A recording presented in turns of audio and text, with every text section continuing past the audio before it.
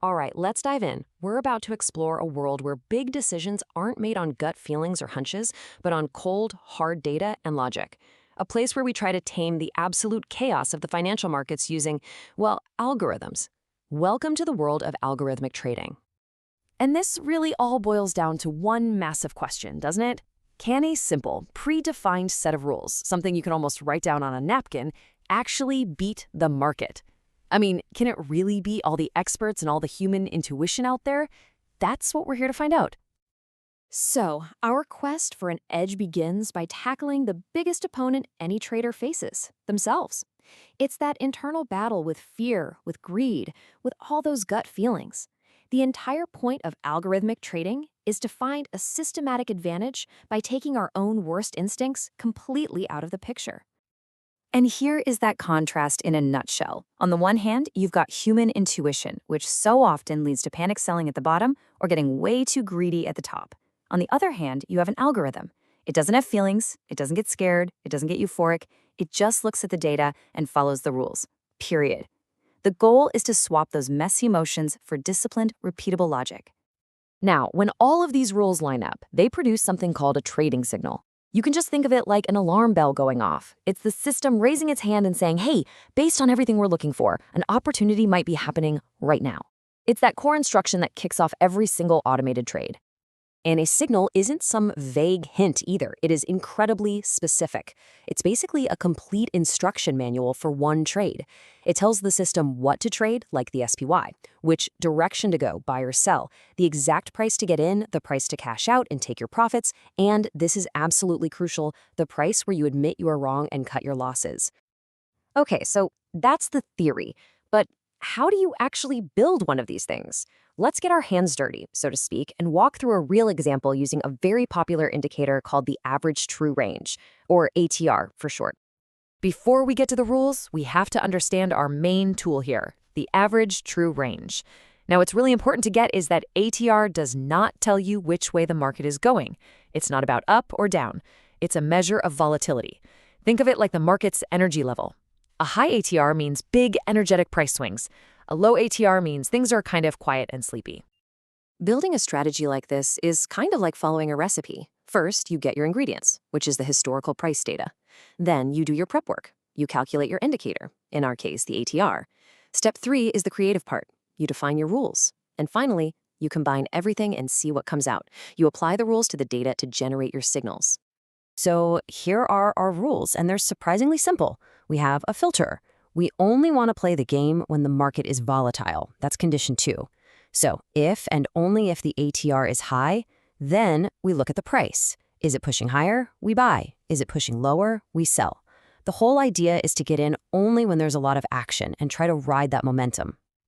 And now, the moment of truth. We have our rules, we have our data. But the million-dollar question is, does any of this actually work? To find out, we need to run a backtest, which is just a fancy word for a simulation on historical data. For our test, we're going to apply these simple ATR rules to the SPY, the ETF that tracks the S&P 500. And we're going to run it from January 2021 through October 2023. That particular period is great because it has some major ups and some major downs, so it's a really good stress test for any strategy. And the results are, well, they're pretty incredible. A cumulative return of roughly 50%. Not only is that a fantastic number on its own, but it actually outperformed just buying and holding the S&P 500 during that same time. So it looks like we did it. Our simple set of rules is a huge winner, right? Well, this is where we have to slam on the brakes.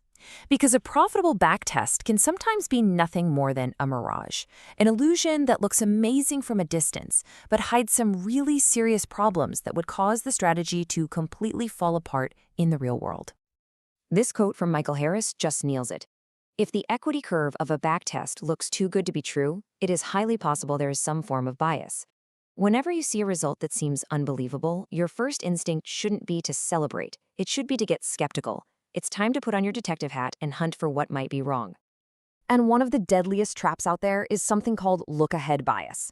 This is a fatal flaw where your simulation accidentally uses information from the future to make its trading decisions, which is, impossible in real life. If this error is in your code, your amazing results are completely, totally meaningless. So what are the warning signs? Well, a classic is a super smooth equity curve, one that goes up with almost no dips. An annualized return that seems way too high is another. A Sharpe ratio, which measures your return versus your risk, being over 1.5 is a huge red flag. And guess what? Our strategy ticked a lot of these boxes. Now, they aren't definitive proof of mistake, but they are absolutely screaming at us to dig deeper and ask if our winning strategy was just built on an illusion. So, if simple rule-based systems can be this misleading, where do we go from here? Well, the next frontier in this space involves a pretty fundamental shift in how we think about the markets and about uncertainty itself. This shift is from a classical or frequentist approach to a Bayesian one. Okay, that sounds really academic, but the idea is simple. The old way tries to find one single, fixed truth about the market. The Bayesian way says, hey, we'll probably never know the absolute truth. Instead, it's about starting with a belief and then using new data to constantly update that belief. It's designed to learn. The power of this is huge because financial markets are always changing, right? A rule that worked great last year might be terrible today. A Bayesian model doesn't just give you a single buy or sell, it gives you a range of possibilities, a probability. And crucially, it allows the system to adapt its beliefs as new information comes in. It's a system built from the ground up to handle uncertainty. And this approach opens the door to some incredibly sophisticated tools. We're talking about things like a Bayesian Sharpe ratio, which gives a much more honest picture of a strategy's performance, or dynamic models for pairs trading that can adapt as the relationship between two assets changes over time. We're even talking about using advanced signal processing, like wavelet analysis, to find patterns that are literally invisible to the naked eye. This is the real cutting edge. Which leaves us with a final and, I think, critical question. As technology and automation continue to swallow up the world of trading, is the real danger getting left behind by the algorithms, or is it something more subtle? Is the biggest risk actually trusting them too much and failing to question the beautiful results they show us?